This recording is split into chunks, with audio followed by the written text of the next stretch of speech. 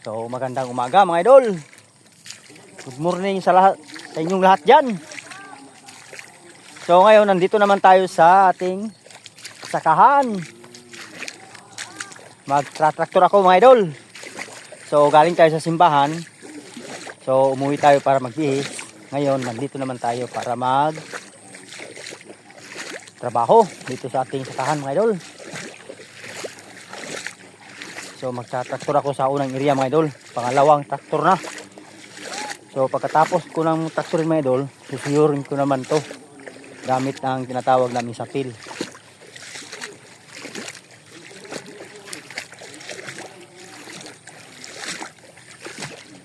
So medyo makulimlim ang panahon mga idol.